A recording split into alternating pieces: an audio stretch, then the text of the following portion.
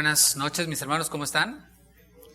Qué bueno, es una bendición estar nuevamente aquí, reunidos en la casa de Dios. Damos gracias por lo que Él está haciendo en medio de nosotros, por las oraciones que ha escuchado y que ha respondido, y también por las oraciones que están ahí pendientes, ¿verdad? Como dice un amigo pastor, damos gracias a Dios por lo que nos da y también por lo que no nos da, ¿verdad que sí? Vamos a la palabra de Dios. Le invito a que abra su Biblia en la segunda carta a los Corintios.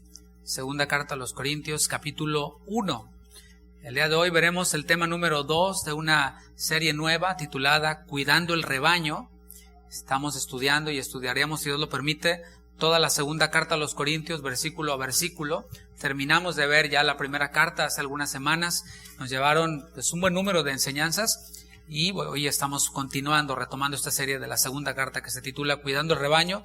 Y el título de la enseñanza de hoy es Confiando en los ministros. Amén, ya dijeron. Confiando en los ministros. Espérame, todavía ni acabo y ya está diciendo amén, ¿verdad? Confiando en los ministros es el tema de la enseñanza del día de hoy. Y vamos a tomar como base el versículo 24 del capítulo 1. Y después nos vamos a ir desde el 12 hasta llegar allá el 24. Dice el versículo 24 de 2 Corintios 1. No que nos enseñoreemos de vuestra fe, sino que colaboramos para vuestro gozo, porque por la fe estáis firmes. Bueno, todos en algún momento hemos sido víctimas de abuso, ¿cierto? Yo creo que todos. Si yo pidiera que levantásemos aquí la mano, quienes han sido víctimas de algún abuso, de alguna traición, de algún fraude, creo que todos levantaríamos la mano. La situación se pone peor cuando este abuso, esta traición o este fraude viene de parte de algunos quienes se hacen llamar cristianos o son cristianos. Pero se pone todavía peor cuando este abuso, esta traición, este fraude, pues viene de parte de un ministro de Cristo, de un pastor, de un predicador, de un ministro. Y todo esto que yo estoy diciendo es una realidad. No podemos negarlo, no podemos taparnos los ojos y decir que no es así, o declarar y decretar que eso no va a pasar, que a nosotros no nos va a llegar. Tarde o temprano, pues, o nos pasará o ya nos ha pasado. Y esto ha generado una desconfianza en las personas, en los cristianos, la cual es natural, es una confianza natural. Por ejemplo, si tú vas caminando por un lugar o en el cuarto de tu casa, en tu recámara, y te golpeas un día el pie con la orilla de la cama, ¿verdad? Bueno, la próxima vez que pases por ahí, vas a pasar con muchísimo cuidado, ¿verdad? Ya no vas a pasar tan confiadito como pasaste la primera vez. Esto es algo natural, algo normal. A toda acción hay una reacción. Y lo que es común, pero no debe ser normal, es que la desconfianza dirija la vida de un creyente. Que la vida de un creyente sea dirigida no por el Espíritu Santo, sino por la desconfianza. La desconfianza es el motor que me mueve. Esto es algo que es común, pero no debe ser normal. Normal es algo que está siendo dictado como una norma, como algo que debe seguirse. Aunque por un lado no es buena idea hacer tropezar a un pequeño que cree en Cristo. Eso está por un lado y es una verdad, es una realidad, lo dice la palabra, que aquel quien hace tropezar a alguno de estos pequeños, pues dice el Señor, mejor le fuera atarse la cabeza con una piedra de molino, etcétera, ¿no? Esto es una realidad, no es buena idea. Pero por otro lado, cada uno de nosotros, incluidos esos pequeños, cada uno de nosotros somos responsables de nuestra propia vida espiritual. Es decir, ante el Señor no va a haber excusas. ¿Por qué no creíste en mí para salvación? Va a decir el Señor, no, es que aquel me hizo tropezar. Ok, entonces pásale. ¿Verdad que no? O sea, cada uno de nosotros somos responsables de nuestra vida espiritual. Nada justifica la desobediencia a la palabra, que dice claramente que no dejemos de congregarnos en Hebreos capítulo 10, versículo 25. Y no es que el pastor lo quiera tener aquí, ¿verdad? Es que el pastor quiere que estemos allá a la fuerza. No, la palabra dice, no dejando de congregarse como algunos tienen por costumbre. Entonces ya no es cosa del pastor, es cosa de la palabra, es cosa del Señor. La palabra es clara en Hebreos 13:17 también, que dice que obedezcamos a nuestros pastores. Bueno, lo dice ahí en la palabra, no lo digo yo. O sea, nada justifica que desobedezcamos, que desatendamos esas verdades. Es que me traicionaron, es que me defraudaron, es que me hicieron esto o aquello. No, el resultado de una vida de desconfianza genera estancamiento espiritual, genera infelicidad. Esa palabra que es una palabra popular, ¿no? La felicidad, el perseguir nuestra felicidad, the pursuit of happiness, ¿verdad? Eso es lo que se se promueve y se habla tanto, pero ¿sabes algo? Cuando funcionamos dentro de este ambiente de desconfianza, nos convertimos en personas infelices y espiritualmente no avanzamos. Aunque no podemos negar que ha habido y que sigue habiendo charlatanes, que sigue habiendo malos ministros, que se ven envueltos en escándalos, que todo mundo se entera, también hay verdaderos ministros. También hay ministros íntegros, también hay ministros fieles a la palabra. Todavía hay iglesias locales que predican la palabra y que tratan no solo de predicarla, sino de aplicar la palabra, porque hay lugares ciertamente en donde se predica bien, pero a la hora de ejecutar la palabra, de aplicar la palabra en ciertas áreas, simplemente se pasa por alto y se acude a sentimientos, a métodos humanos, etcétera. Pero todavía hay iglesias locales que predican la palabra, que tiene ministros íntegros y fieles, pero que también tiene miembros íntegros y fieles. Hay ocasiones en las que los ministros, y aquí me empiezo a incluir yo, debemos de redarguir, debemos de reprender y debemos de exhortar, como dice 2 Timoteo 4, versículo 2. Eso le dijo Pablo a Timoteo, a un joven pastor. Le dijo que prediques la palabra, que instes a tiempo y fuera de tiempo, redarguye, reprende, exhorta, pero hazlo con toda paciencia y doctrina. Algunos, quienes son, como dice la palabra, redarguidos, quienes son reprendidos, quienes son exhortados, reciben la exhortación. Y a lo mejor tú eres uno de esos. En el momento en el que te ha tocado ser reprendido, ser exhortado, ser redarguido, dices, ¿sabes qué? Tienes razón. Sí, ese soy yo. Bueno, algunos la reciben, pero otros no. Y espero que no seas tú uno de ellos, de aquellos quienes no reciben la reprensión, la exhortación. Y los ministros pasamos a ser los malos de la película. Pasamos a ser los malos del cuento, los villanos. Y esto incluye que nos llamen desde autoritarios hasta falsos profetas. Hasta incluso nuestro llamado a veces sale cuestionado. Antes éramos los superpastores. Ay, pastor, usted es mi pastor, usted es lo máximo, ninguno como usted y no sé qué. Les toca la reprensión, la exhortación y ya a mí se me hace que ni pastor es este. Cambia todo el asunto, ¿no? Esta era la situación del apóstol Pablo. Lo estoy diciendo no para sacar mis amarguras, sino porque así va este asunto. Era la situación del apóstol Pablo en esta segunda carta. La primera carta que estudiamos ya nos dimos cuenta que estaba llena de correcciones. Pablo se la pasó corrigiendo asuntos de conducta, de moral, de doctrina, del asunto que tenía que ver con la liturgia o la práctica del culto en la iglesia.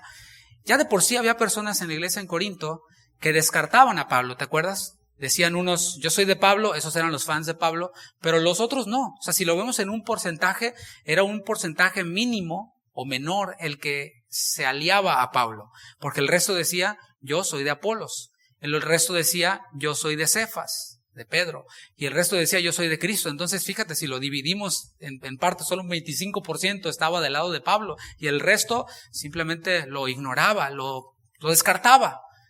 Imagínate después de la reprensión. O sea, Pablo hace reprensiones y correcciones a una audiencia que está casi todo en contra de él. Y después de que los reprende toda esa audiencia que estaba en contra, imagínate cómo estaría ahora. En esta carta, segunda carta a los Corintios, Pablo está abriendo su corazón. Decíamos en la primera enseñanza que es una carta muy personal, que es una carta en la que él les abre su corazón. E incluso si tú la lees, yo estoy tomándome la tarea de leerla por lo menos una vez por semana, y es buen ejercicio que te recomiendo que hagas si estamos estudiando la segunda carta, así ya vas a saber más o menos de qué se va a tratar. Ya tienes como el spoiler, ¿no? Pero cuando la leemos nos damos cuenta que hay porciones en donde Pablo dice, ay, fui un necio en gloriarme, por ejemplo. O sea, ya no hay chance de regresar y editar, no, bórrale ahí, no. ¿Por qué? Porque se tenía que enviar la carta y era una carta muy, muy personal. Él comenzó resaltando en este capítulo 1, que él era apóstol por la voluntad de Dios. Así fue su inicio, el arranque de la carta. Pablo, apóstol de Jesucristo por la voluntad de Dios. También habló acerca de que había batallado mucho en su ministerio y trajo a su memoria aquel incidente en Éfeso, en donde se armó una revuelta terrible y todo eso que vimos ya en el libro de los Hechos y también la enseñanza anterior. Pero también entendió allí que esa prueba tan difícil, que aquel enfrentamiento con fieras, hablando analógicamente, pues fue permitido por el Señor con varios propósitos. Uno de ellos era para que Él, con esa experiencia de haber sufrido, pudiera consolar a otros quienes estuvieran sufriendo a causa de Cristo. Y también otra de los objetivos o de los propósitos por los cuales el Señor permitió esto en Éfeso fue para que Pablo aprendiera a no confiar en su propia capacidad. Y mira que tenía mucha. O sea, es fácil no confiar en mi capacidad cuando no tengo ninguna. O sea, si dices, no, pues yo no estudié una carrera, no estudié apenas hasta la primaria aprendí a leer y escribir y ya. Pues no vas a decir, yo confío en mi intelecto, porque pues es nulo, ¿no? O es mínimo. Pero Pablo no. Pablo era una persona que tenía mucho de qué gloriarse y lo habla aquí, lo habla también en Filipenses.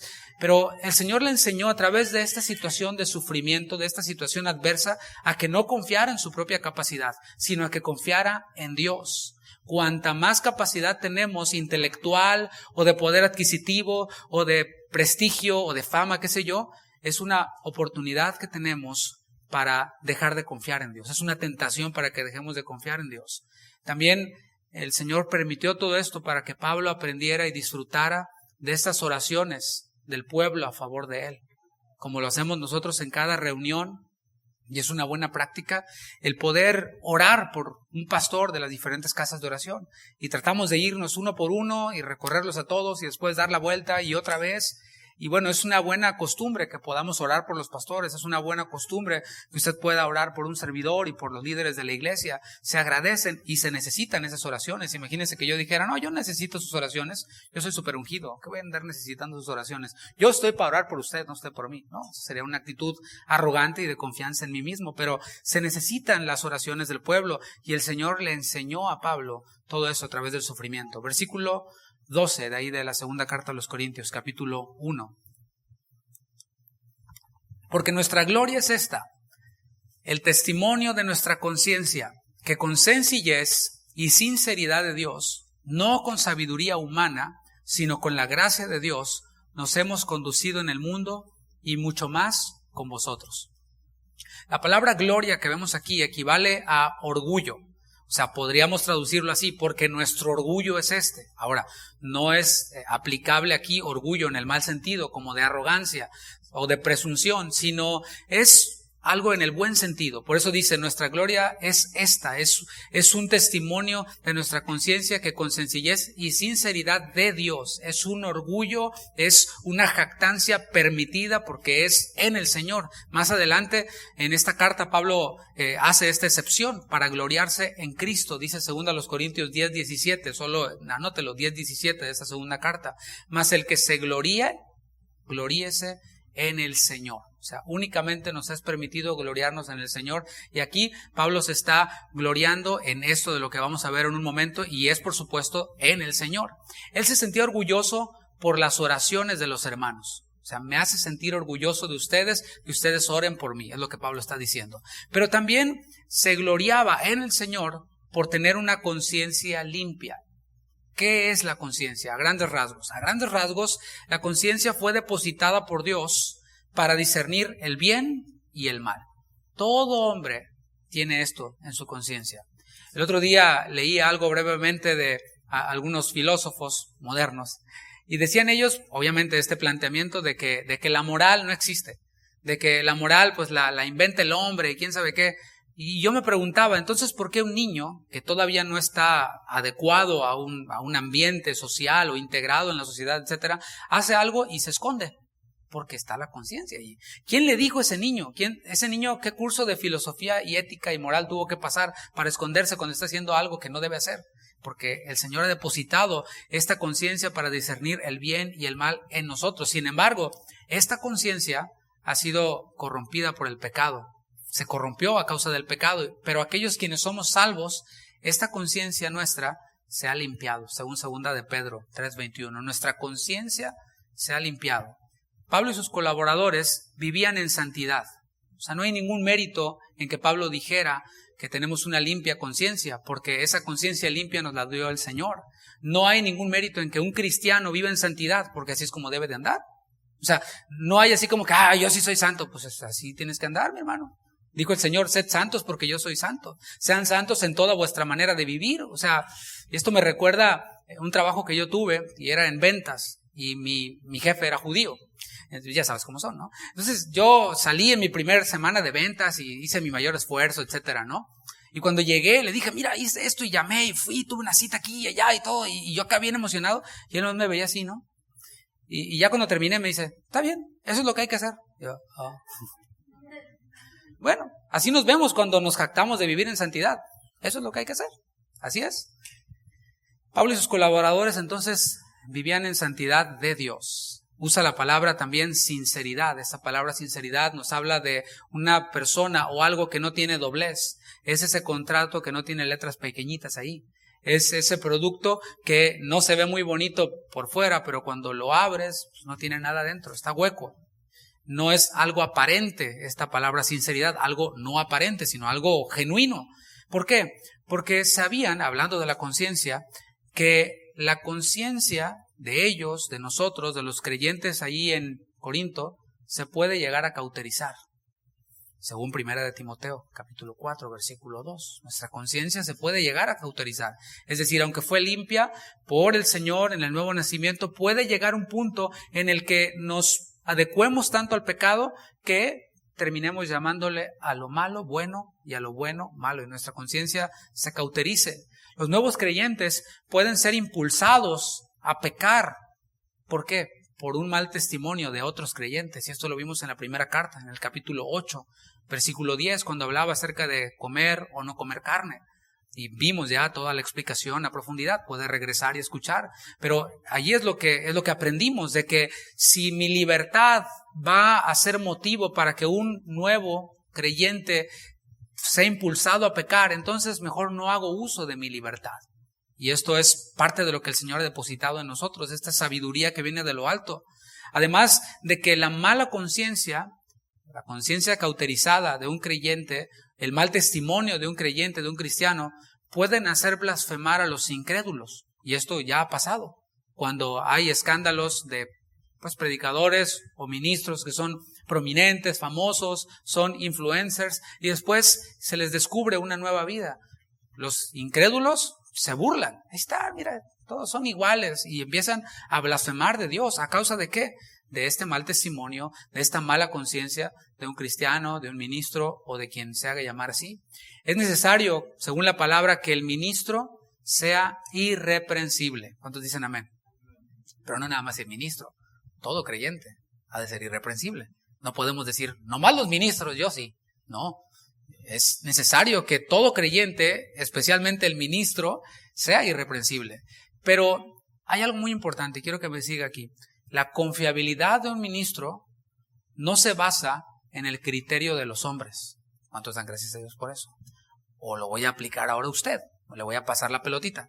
La confiabilidad de un cristiano no se basa en el criterio de los hombres.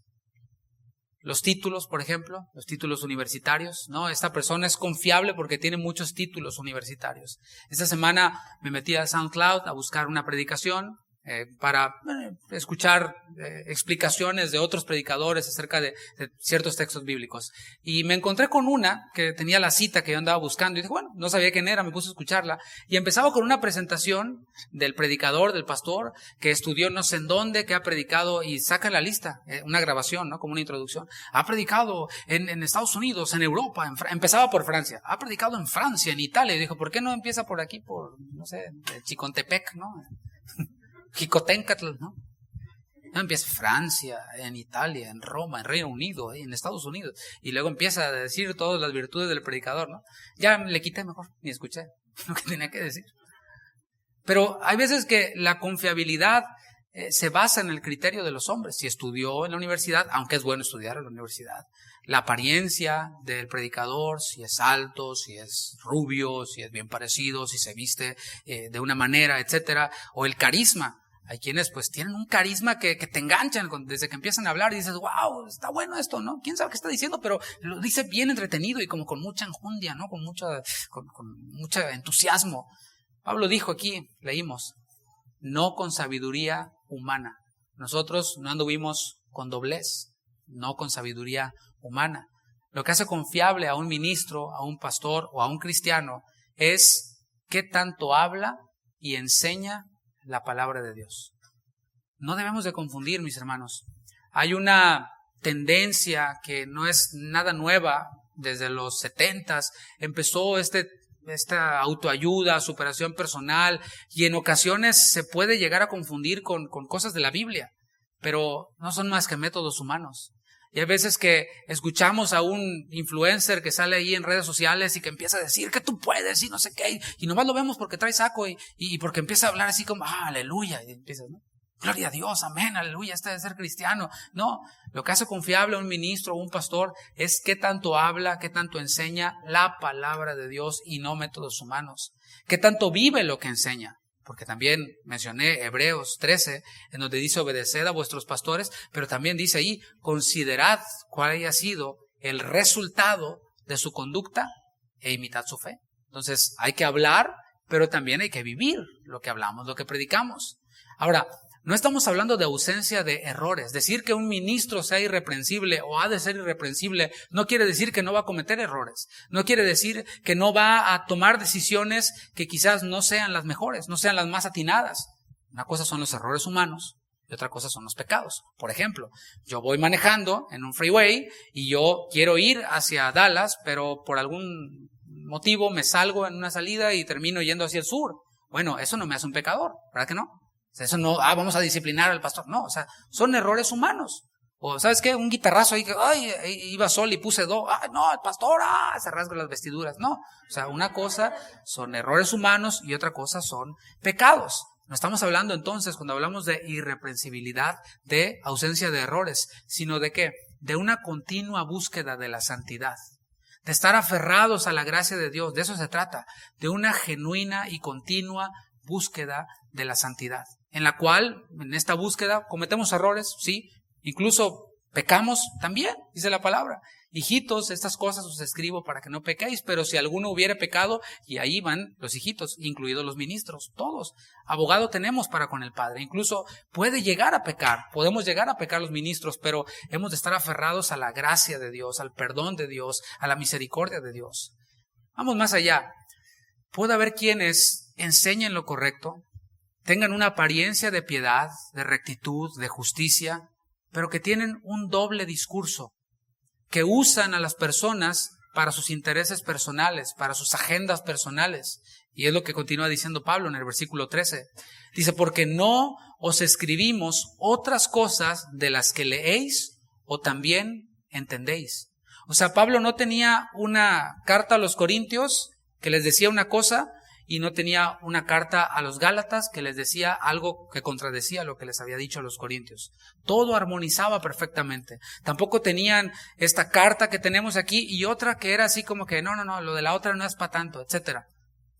Ellos, Pablo se cuenta con sus colaboradores, que no hacían excepciones en lo que enseñaban. Por ejemplo, cuando alguien enseña algo correcto acerca del pecado, ¿conoces algún ministro, algún predicador que predica y con mucho énfasis, no, que el pecado y que el agua y el aceite no se mezclan y que Dios no respalda una vida de pecado? Pero cuando esa situación estorba con su propia agenda personal, dice cosas como, no es para tanto, no es para tanto, no hay que ser tan legalistas, no es para tanto. El único interés de un ministro confiable, si sigues leyendo ahí conmigo, es que las personas a las que pastorea, a las que ministra, a las que sirva, conozcan más y mejor a Cristo, es lo que dice. Y espero que hasta el fin las entenderéis. O sea, dice Pablo, nosotros no tenemos un doble discurso. Lo que ustedes leen y entienden, pues eso es lo que les enseñamos. Y esperamos que pues las entiendan completamente hasta el final, porque se veía como que no les estaban entendiendo mucho. Y aquí va una aplicación para nosotros, quienes estamos aquí o quienes nos están viendo o nos verán.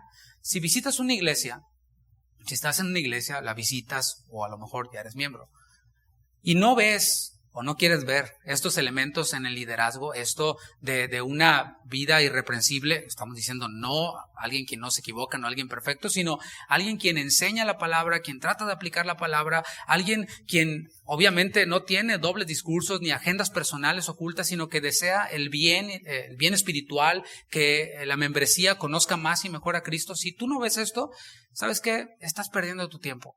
Y también estás haciendo perder el tiempo de los que están allí, porque hay un choque. A lo mejor el liderazgo quiere ir hacia otro lado.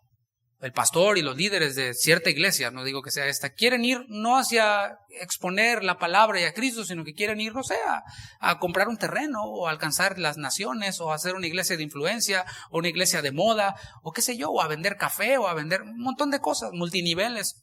Bueno, si tú no ves estas características en el liderazgo, pues no los hagas perder el tiempo porque les vas a estorbar en su proyecto personal. Lo más lógico es ver al liderazgo de forma objetiva y alinearte. Si tú ves estas características, pues verlo de forma objetiva y alinearte y sujetarte o de plano buscar un lugar donde hay un liderazgo en el cual puedas ver estas cualidades y que una vez que las veas confíes en ellos y que te dejes pastorear. Es simple, ¿no? El pastor y los miembros tienen una relación y quiero aclarar esto, no es una relación de compadrazgo. El pastor no puede ser compadre de todos en la iglesia. Aunque a lo mejor me gustaría, pero es imposible, no se puede.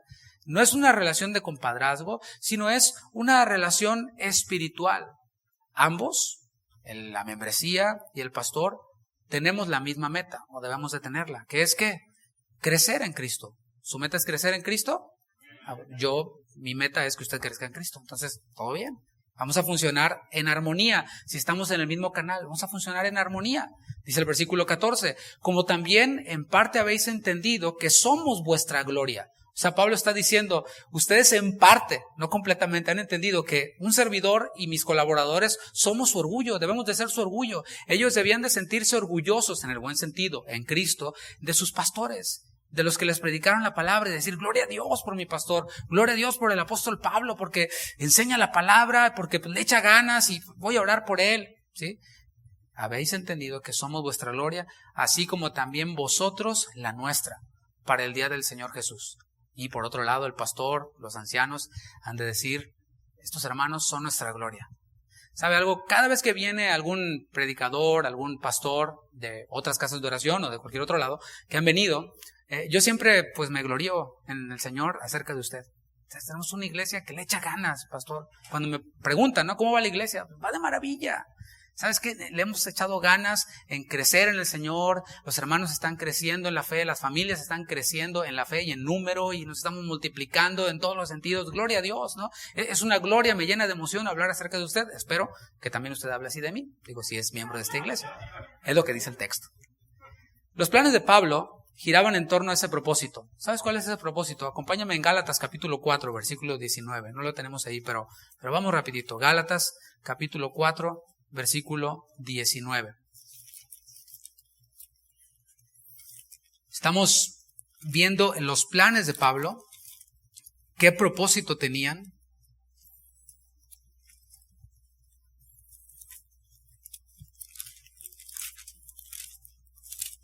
¿Ya lo tiene?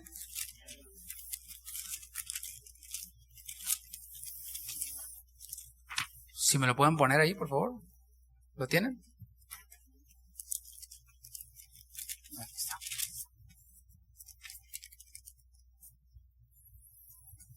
Dice, hijitos míos, por quienes vuelvo a sufrir dolores de parto hasta que Cristo sea formado en vosotros. Ese era el propósito de Pablo. No tenía otro.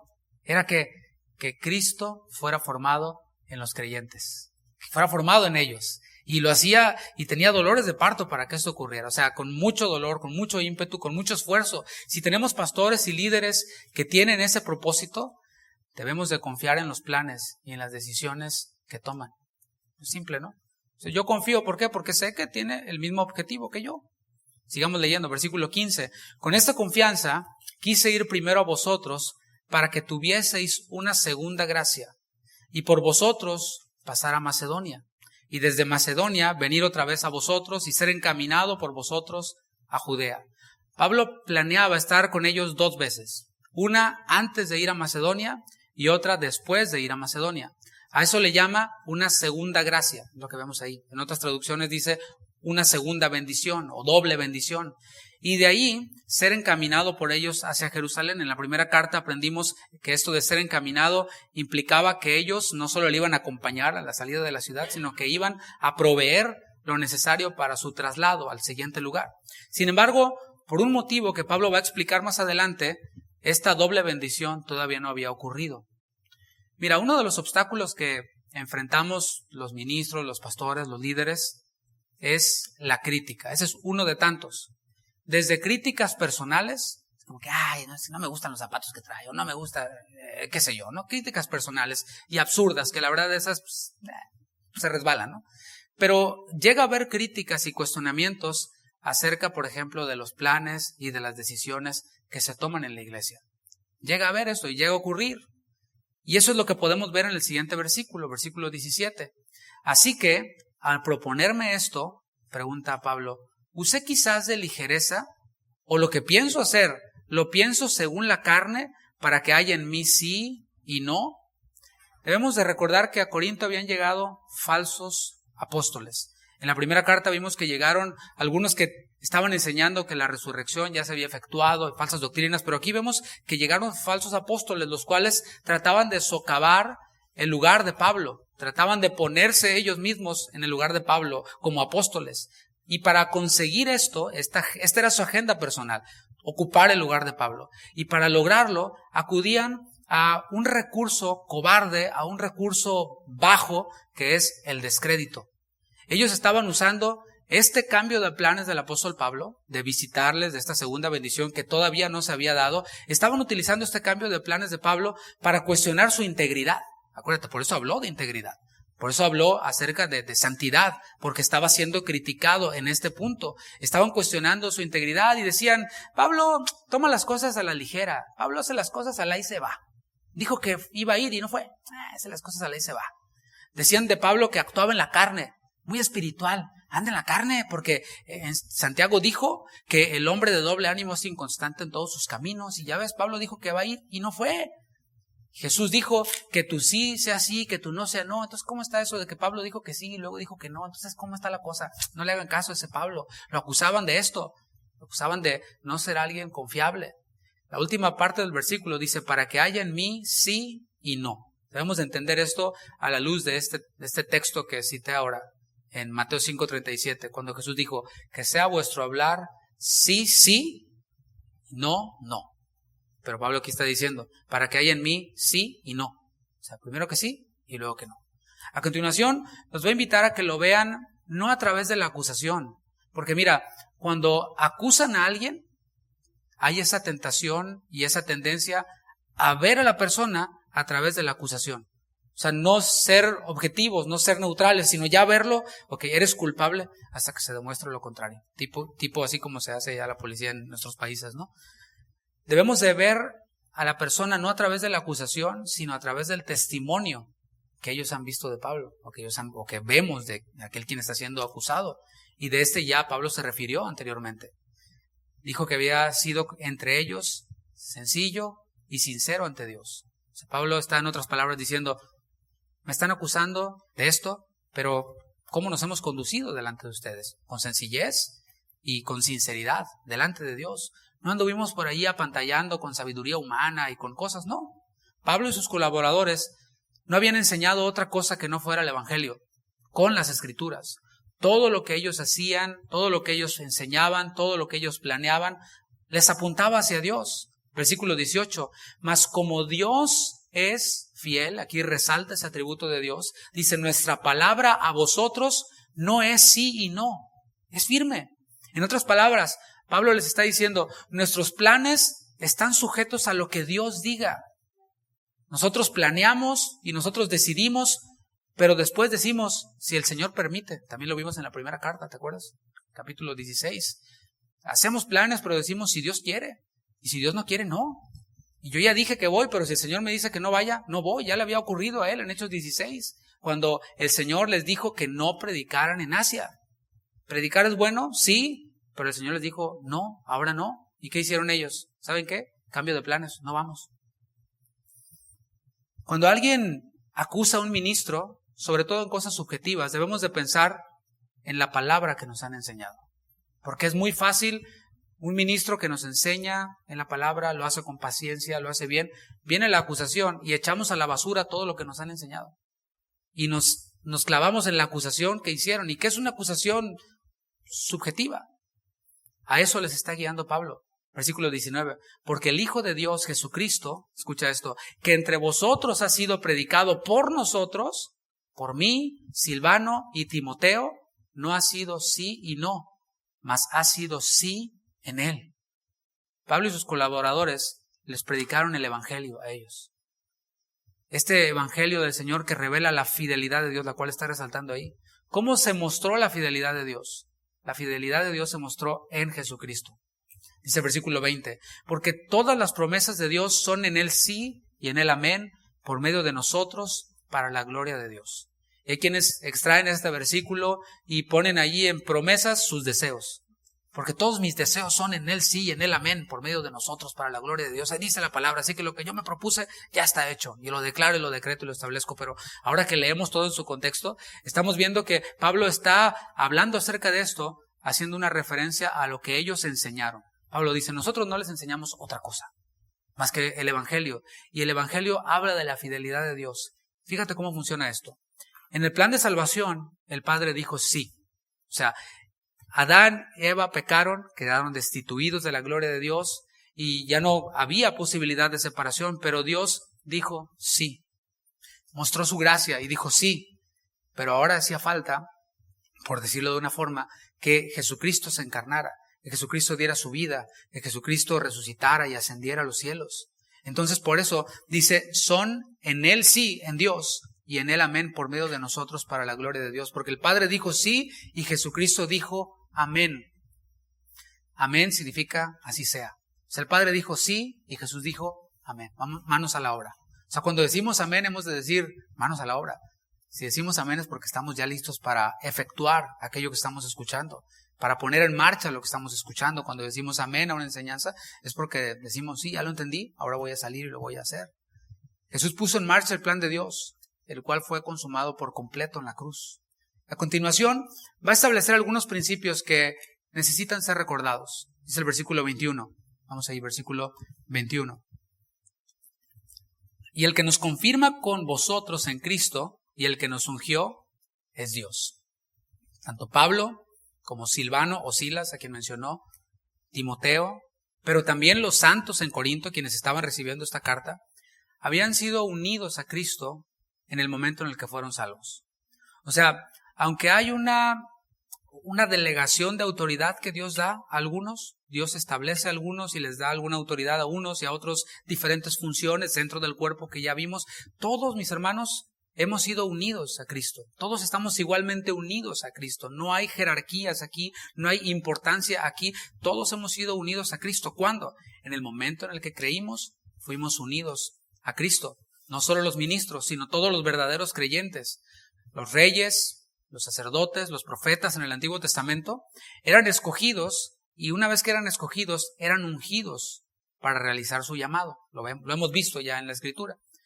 Ahora aquí hace esta referencia, dice, y el que nos confirma con vosotros en Cristo, o sea, nosotros juntamente con ustedes, y el que nos ungió es Dios.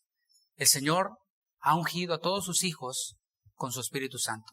¿Para qué es esta unción? Es para entender su palabra. Esta unción también es para realizar el ministerio. Esto es el llamado general que todos los creyentes tenemos, que es ¿cuál? Ir y predicar el evangelio a toda criatura, la gran comisión, pero también esos llamados particulares que el Señor nos ha dado. En el caso de Pablo, de Silas, de Timoteo, fueron enviados a realizar este viaje misionero. Otros no, allí mismo en la iglesia de Antioquía. Otros no fueron enviados, se quedaron allí, pero funcionando en ese llamado particular que el Señor les había dado a cada uno. Dice Primera de Juan, capítulo 2, versículo 20. Es un versículo que debemos de recordar cada vez que oigamos este tipo de cosas, como que este es el ungido. Ese está bien ungido. No. Todos estamos igualmente ungidos. Dice Primera de Juan 2:20. Pero vosotros, diga yo, tenéis la unción del Santo y conocéis todas las cosas. Este versículo es bien breve, pero podríamos hablar muchísimo. A menudo se conecta unción con estados de trance y así como cosas raras, ¿no? Místicas. Pero fíjate cómo aquí dice, pero vosotros tenéis la unción del Santo y va vinculado con ¿qué? Con conocimiento, con sabiduría. Unción no es igual a desconectar el cerebro y a entrar ahí en rollos extraños, sino es ¿para qué? Para entender la palabra. Repito y cito de nuevo a Pablo, dice, el que nos confirma con vosotros en Cristo y el que nos ungió es Dios. Y Juan dice, pero vosotros tenéis la unción del Santo y conocéis todas las cosas. Dios fue fiel a su promesa enviando a Cristo.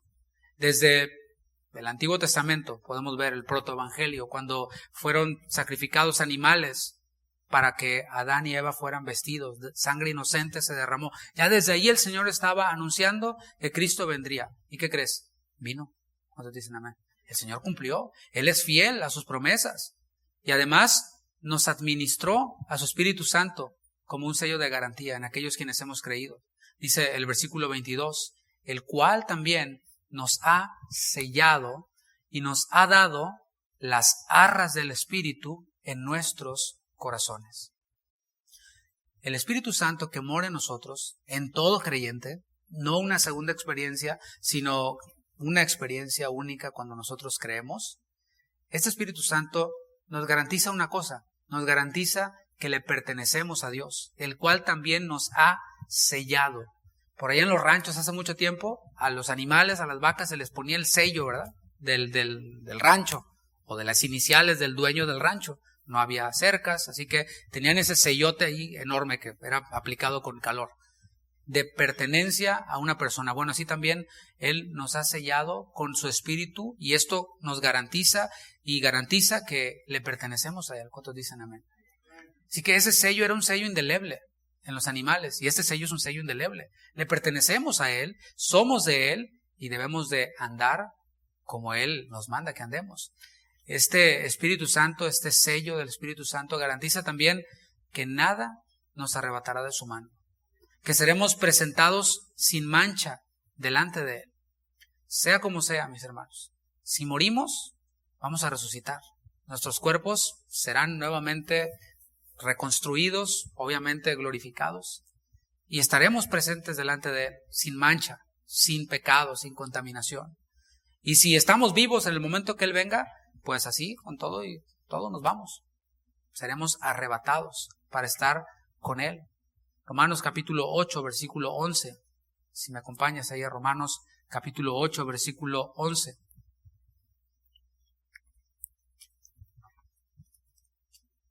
Esta es la garantía que debemos de ver, de la que está hablando aquí.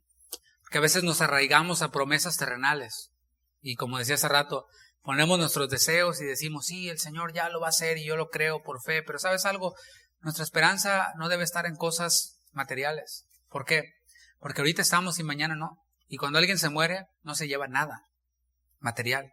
Pero esta es una promesa que es fiel de parte de Dios y es la que debemos de abrazar. Dice, y si el espíritu de aquel que levantó de los muertos a Jesús mora en vosotros, o sea, no cualquier espíritu, no cualquier experiencia, no cualquier cosa, sino el espíritu de aquel que levantó de los muertos a Jesús mora en vosotros. El que levantó de los muertos a Cristo Jesús vivificará también vuestros cuerpos mortales por su espíritu que mora en vosotros. Fíjate cómo está la participación del Espíritu Santo allí. Debemos de ver esta doctrina que Pablo les había impartido a todos estos corintios durante los 18 meses que estuvo entre ellos. El Evangelio, mis hermanos, es consistente, por lo tanto es confiable. Pablo los está llevando a que vean el mensaje. Analicen el mensaje que les predicamos. No lo que se oye por ahí, no lo que los falsos apóstoles dicen de mí, me culpan y cuestionan. No. Analicen el mensaje. Y si tienen alguna duda, si tienen algún problema, si tienen algún cuestionamiento doctrinal, nos sentamos y lo platicamos, diría Pablo, ¿no? Pero nos está llevando a este evangelio, el cual es consistente y que es confiable. Podemos confiar en el Señor. ¿Cuántos confían en el Señor? No solo para esta vida, porque el Señor también nos ha dado promesas. A lo mejor no es muy avariciosa, pero el Señor dijo, teniendo sustento y abrigo, estén contentos con eso. No dijo el Señor, dijo, miren las aves, miren los lirios del campo. Ah, no, pero queremos Louis Vuitton y Gucci, ¿verdad? Y todas estas marcas de diseñador.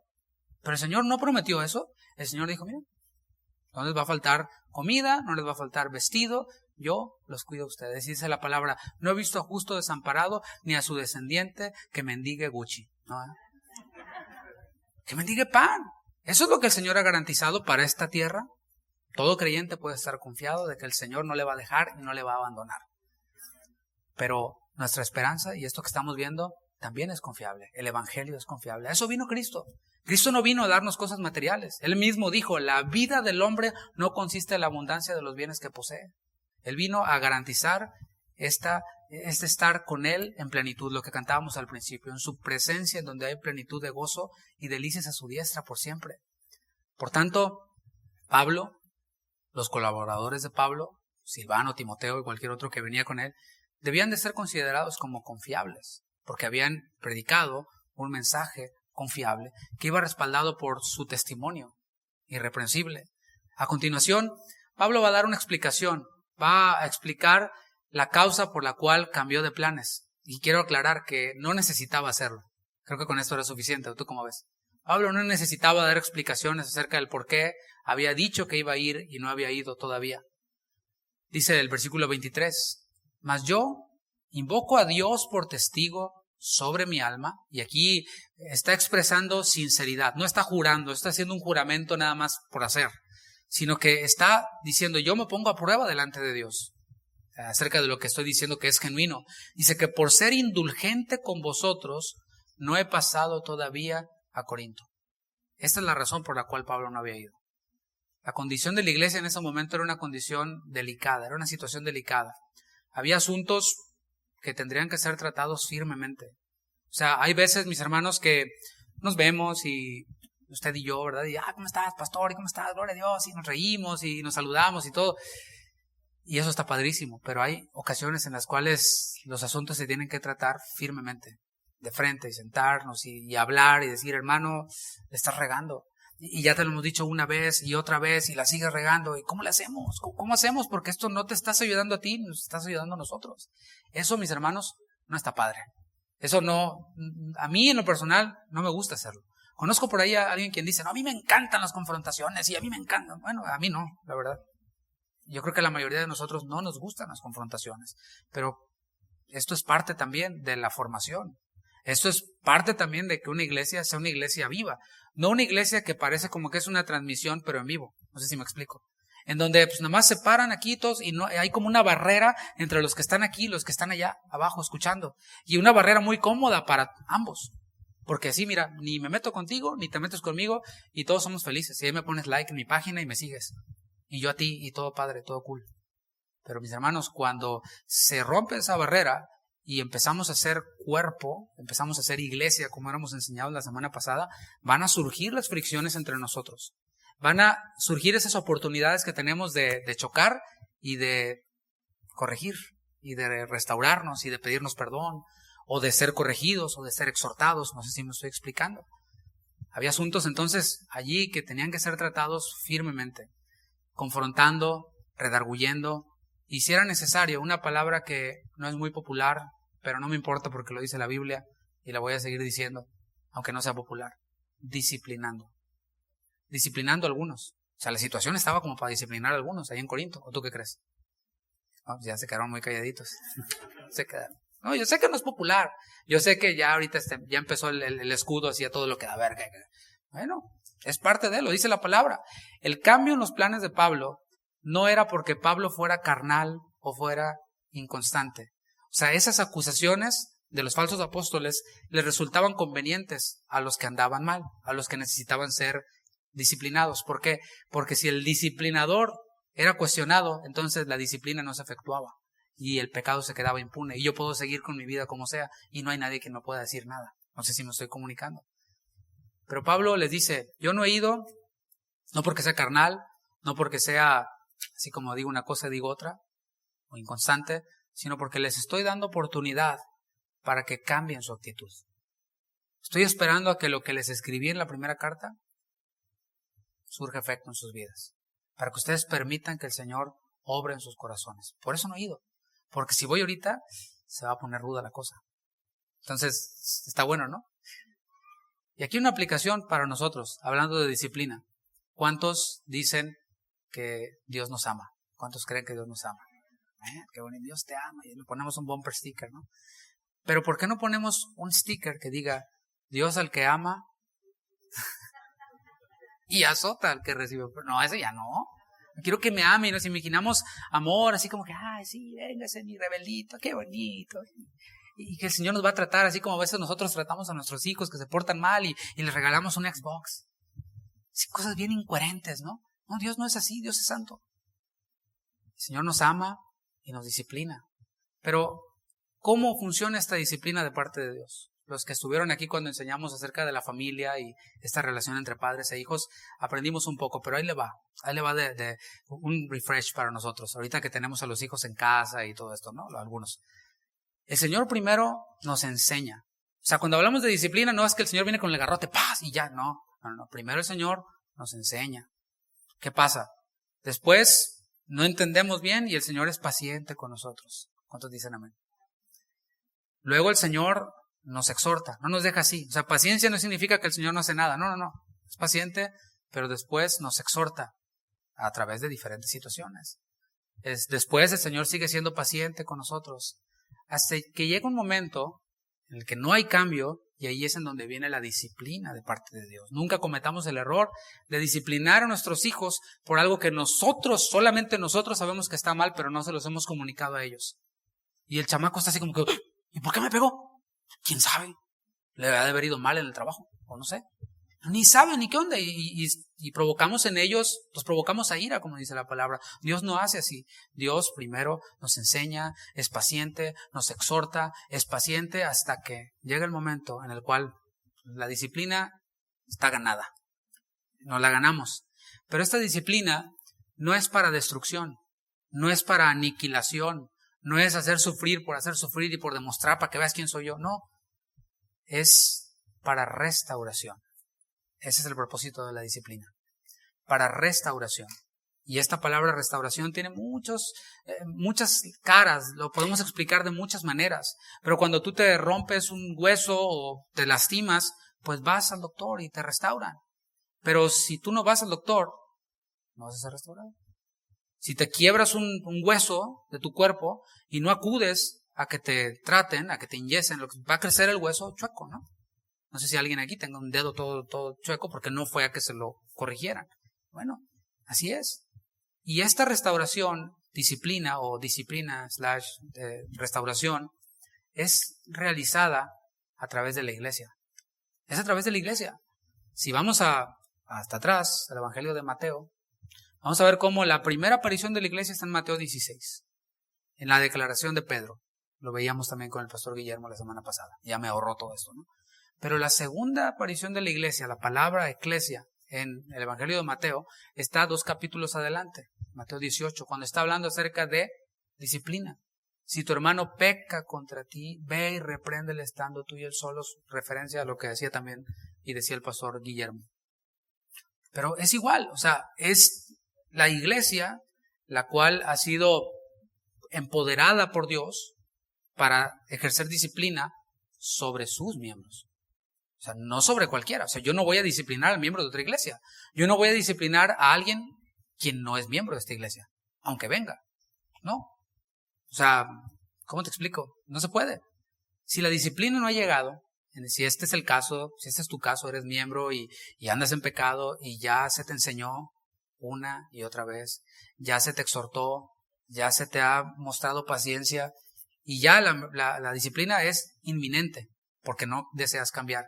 Bueno, no menosprecies la paciencia de Dios a través del liderazgo, a través de quien está alrededor tuyo. No lo menosprecies. No lo tomes como, no pasa nada. ¿No? De que va a llegar si eres hijo. Como decía al principio, en cuanto a la relación pastores, ovejas, pastores, todo funciona de maravilla hasta que a alguien se le llama la atención. O hasta que a alguien se le llama al orden. Oye, hermano, está esta situación, mira, estas son las reglas que establecimos para el orden y el buen funcionamiento. ¿Podrías, por favor, meterte? No, ustedes se enseñorean, ¿y por qué? Y todo funcionaba bien. Ayer éramos best friends, éramos besties. ¿Y ahora? Solo porque se te llamó al orden. ¿No les pasa luego lo sugieres? No quiero balconear a nadie. Todo funciona de maravilla. Hasta que se te dice, hermano, muévase de aquí para acá. Me voy de esta iglesia, aquí no hay amor, ¿no?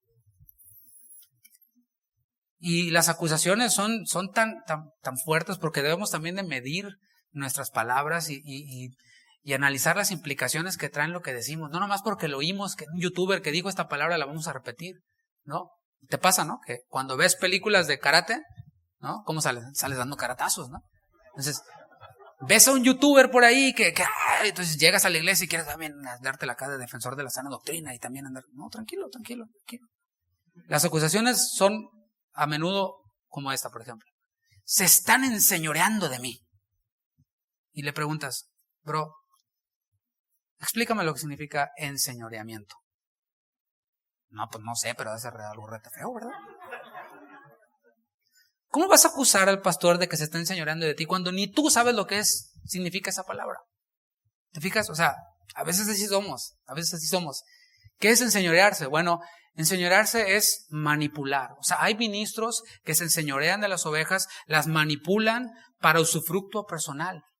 Lo hacen por medio de la mentira, lo hacen por medio de la falsa doctrina. Les dicen falsas doctrinas y los manipulan para obtener un beneficio. Pero cuando a alguien se le llama al orden, ¿qué beneficio gana el que le está llamando al orden? Es para el bien de la propia persona.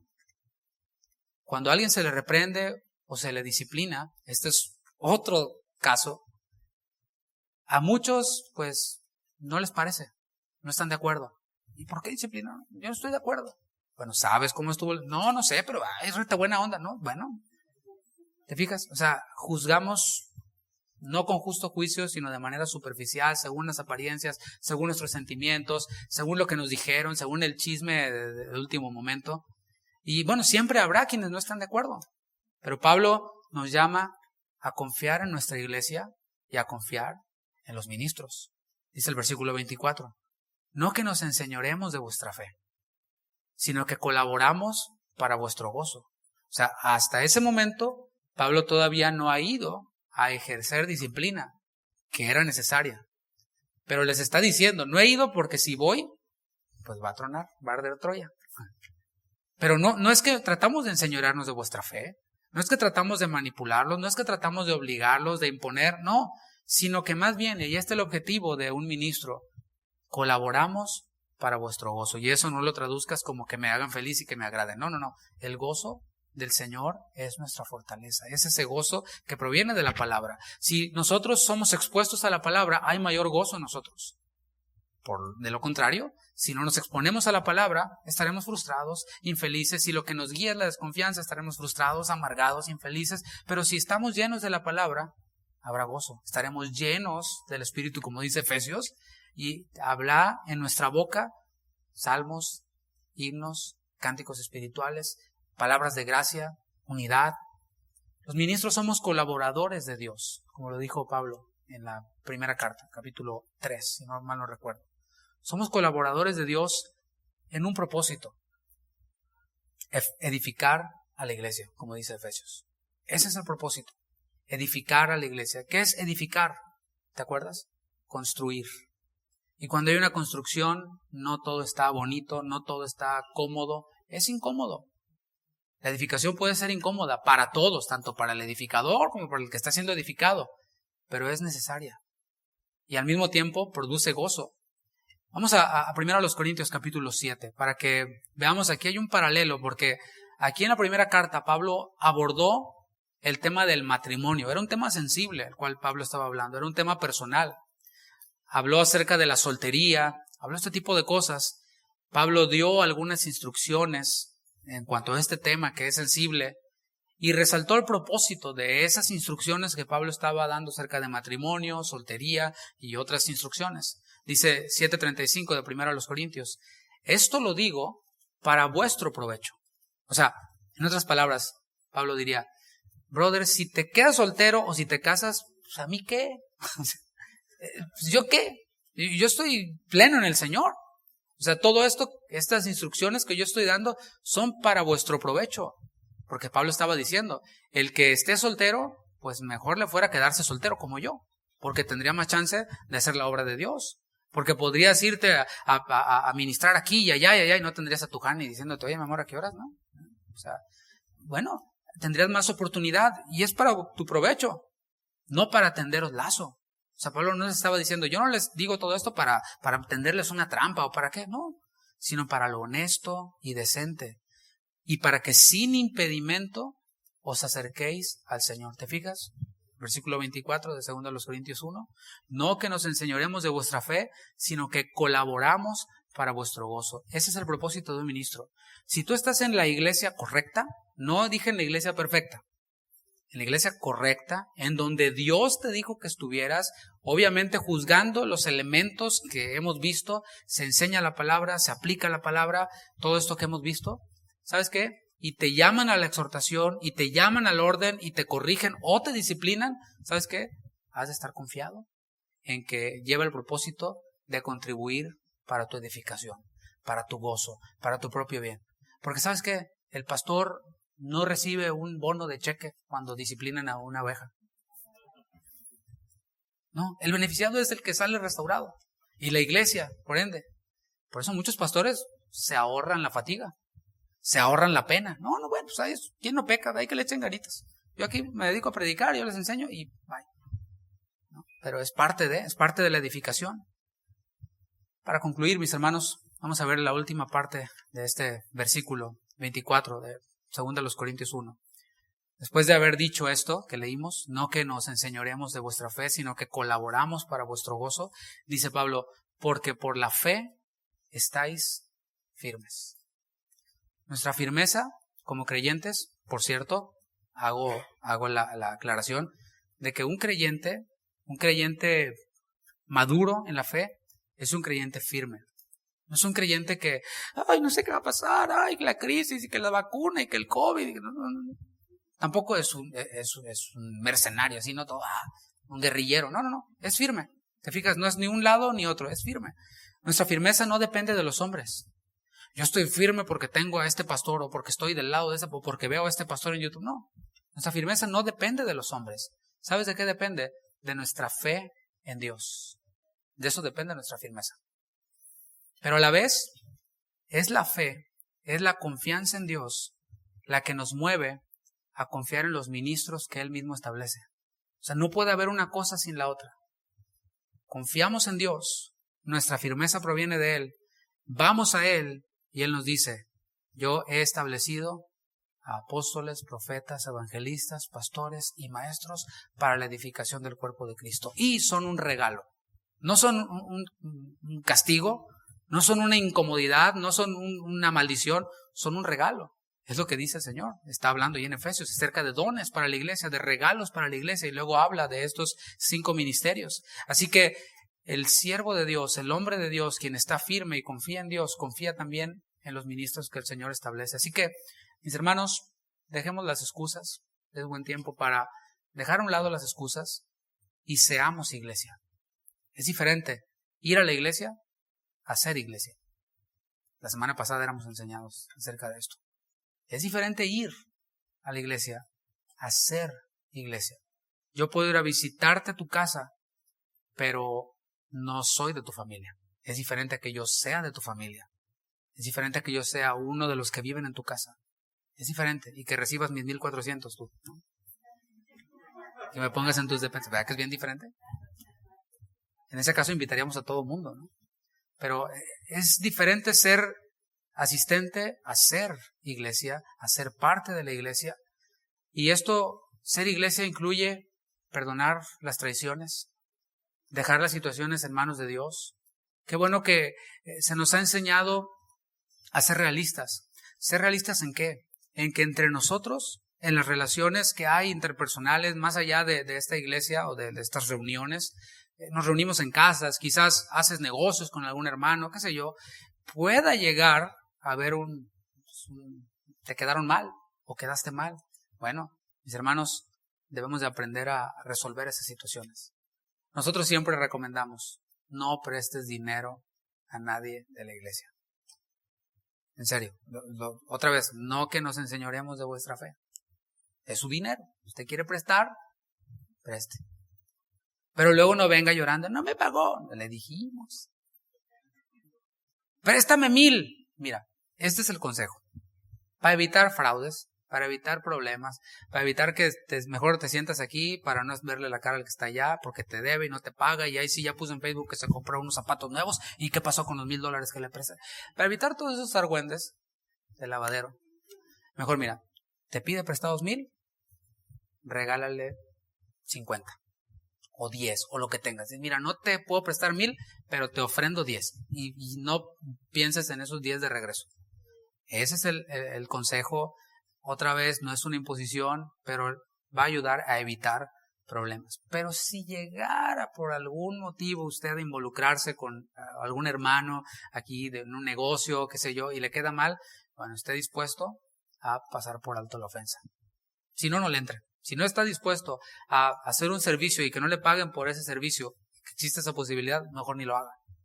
Y así todos felices y todos contentos. Así que perdonemos las traiciones, perdonemos las ofensas, dejemos todo en manos de Dios.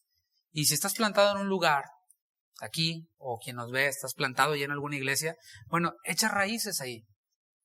Fomenta la unidad, confía en tus pastores, hónralos, obedécelos, ora por ellos. Pero si no estás plantado en ningún lugar y eres genuino creyente, el Espíritu Santo te está impulsando a echar raíces en un lugar, pero te resistes porque dices, es que ahí sí me traicionan, ahí sí me defraudan, ahí sí... Bueno, yo te invito a que no lo dejes para después. No lo dejes para mañana, no lo dejes para 6 meses. Busca un lugar donde haya ministros que te guíen hacia Cristo por medio de su palabra. Y que te dejes moldear y que te dejes pastorear. Ese es el consejo que el Señor tiene para nosotros en su palabra el día de hoy. Vamos a orar. Señor, muchas gracias. Gracias porque tú has mostrado tu fidelidad por medio de Jesucristo. Señor, queremos desde este púlpito y en esta iglesia no saber cosa alguna, sino tu evangelio, tu palabra, hablar acerca de ella porque ella se cumple, ella es fiel, pues tiene tu vida, tiene tu soplo, tiene tu aliento. Y así como tú eres fiel, nosotros queremos también ser fieles. Yo, Señor, como pastor quiero ser fiel, pero también mis hermanos, quienes son miembros de esta iglesia, Señor, te pido que hagan ese compromiso para ser fieles a ti. Te invito a que te pongas de pie si no lo has hecho. Y levanta tus manos, dile, Señor, quiero ser fiel a ti. Si esa es tu oración, si ese es tu deseo, que le digas, Señor, quiero ser fiel a ti. Quiero atender y escuchar tu palabra, escuchar lo que tú tienes para mi vida, aunque sea quizás incómodo, aunque quizás sea pues, no muy grato, pero confío en que tú tienes pensamientos de bien y no de mal para mi vida. Queremos, Señor, ya dejar atrás cualquier fraude, cualquier ofensa, cualquier situación desagradable que hayamos vivido. Tú mismo decías, Señor, que hemos de estar dispuestos a caminar la milla extra, a poner la otra mejilla. También el apóstol Pablo dijo que olvidando ciertamente lo que queda atrás y extendiéndome a lo que está delante, prosigo a la meta, al supremo llamamiento de Dios que es en Cristo Jesús. Basta ya, Señor, de excusas, de pretextos, de culpar a otros, porque estaré delante de ti y te daré cuenta si las excusas, mis excusas, aunque sean válidas, no justificarán el hecho de mi estancamiento, de mi tibieza, de mi amargura, de mi falta y ausencia de santidad. Podamos, Señor, también estar dispuestos a pedir perdón, que nos recuerde tu Espíritu a quién hemos nosotros defraudado, a quién hemos nosotros traicionado, de quién hemos nosotros abusado, y estaremos dispuestos a ir, pedir perdón, y así, Señor, que haya un ambiente de unidad. No queremos ser de aquellos quienes están en una iglesia un tiempo y luego cuando les llaman al orden o a la disciplina se van y así se la pasan toda su vida. Queremos echar raíces y estar en donde tú quieres que nosotros estemos. Pues no hay mejor lugar que estar en tu voluntad, en donde tú nos quieres. Sea este un lugar imperfecto, como lo era aquella arca, en la cual Noé y su familia estaban. No era el lugar más agradable para estar, pero era el lugar en donde tú les estabas salvando de la destrucción y de la muerte, del pecado, de la perversión. Que así sea, Señor, y que esta palabra y esta oración que unimos todos trascienda no solo de entre nosotros, sino de aquellos quienes puedan estarnos viendo o escuchándonos después. Que esta congregación pueda seguir creciendo saludable, pueda seguir creciendo en amor. Y gracias, Señor, porque la situación de los corintios no es nuestra situación en este momento. Gracias a ti por tu gracia. No hay entre nosotros descréditos, acusaciones, murmuraciones, críticas, hipercríticas, sino que entre nosotros hay un ambiente de armonía, un ambiente de paz, y queremos que así permanezca, un ambiente de unidad, y que cuando surjan los conflictos podamos resolverlos siendo objetivos. Que cuando escuchemos una acusación acerca de una persona, de un hermano de nuestra iglesia, no veamos a esa persona a través de la acusación, sino a través del testimonio que ha tenido entre nosotros. Y cuán importante es que nosotros mismos nos demos a conocer a otros. Y si hay algo que corregir, lo corrijamos. En el nombre de Jesús, te agradecemos por todo esto, Señor. Amén. Amén. Demos un fuerte aplauso al Señor, mis hermanos.